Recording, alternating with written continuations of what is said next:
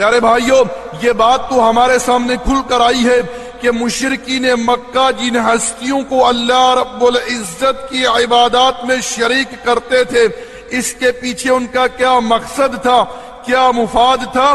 کہ وہ لوگ اللہ رب العزت کا قرب حاصل کرنے کے لیے، اللہ کی خوشنودی حاصل کرنے کے لیے، اللہ کے نزدیک جانے کے لیے دوسری ہستیوں کا وسیلہ بناتے، ان کو اللہ کے ہاں سفارشی ٹھہراتے۔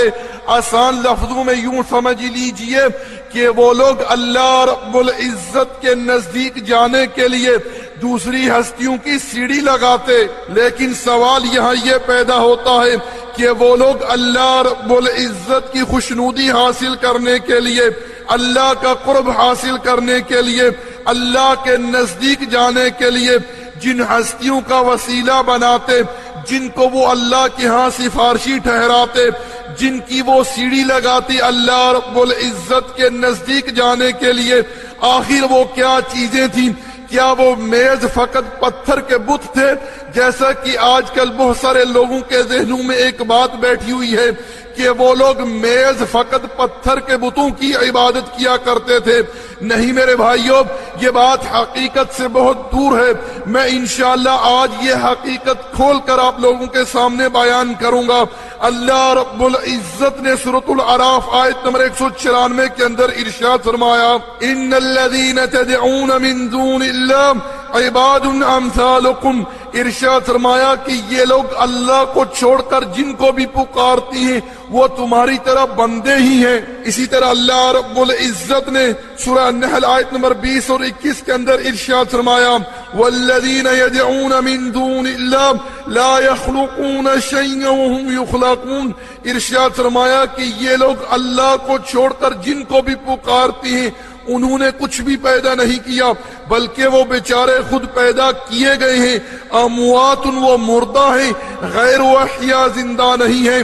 وما یشعرون، اور نہیں جانتے ایان یبعثون کہ انہیں کب اٹھایا جائے گا۔ پیارے بھائیوں، میں آپ لوگوں کی یہاں توجہ چاہتا ہوں کہ قرآن کریم کے اندر جو الفاظ استعمال کیے گئے ہیں ان کا سیاق ہمیں یہ بتلا رہا ہے کہ مشرکین مکہ اللہ رب العزت کی عبادات میں مردوں کو بھی شریک کیا کرتے تھے، جیسا کہ اللہ رب العزت نے ارشاد فرمایا، اموات، وہ مردہ ہیں، غیر احیاء، زندہ نہیں ہیں، وما یشعرون، اور نہیں جانتے ایان یبعثون کہ انہیں کب اٹھایا جائے گا۔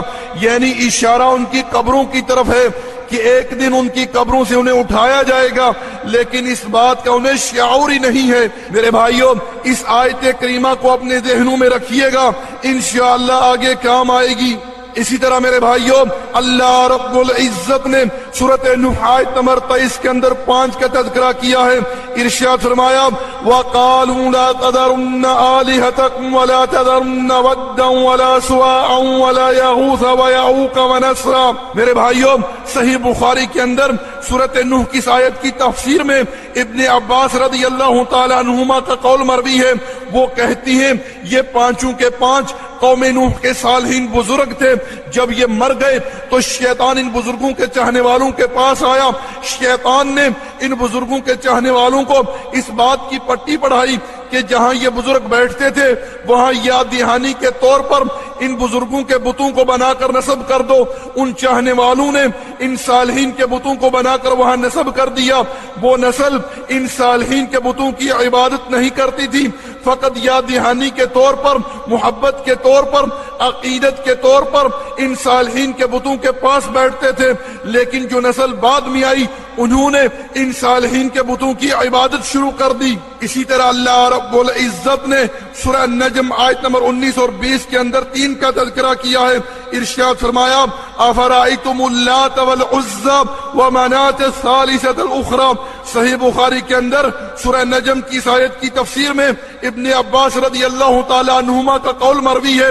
وہ کہتی ہیں لات کے بارے میں، یہ ایک ایسا نیک آدمی تھا جو حج کرنے والے حاجیوں کو ستو گھول کر پلایا کرتا تھا۔ اسی طرح میرے بھائیو، صحیح بخاری کے اندر حدیث ہے، اللہ کے رسول صلی اللہ علیہ وسلم جب فتح مکہ کے دن کعبۃ اللہ میں داخل ہوتے ہیں تو اللہ کے رسول نے دیکھا کہ ابراہیم علیہ السلام کی مورتی پڑی ہوئی ہے۔ اسماعیل علیہ السلام کی مورتی پڑی ہوئی ہے.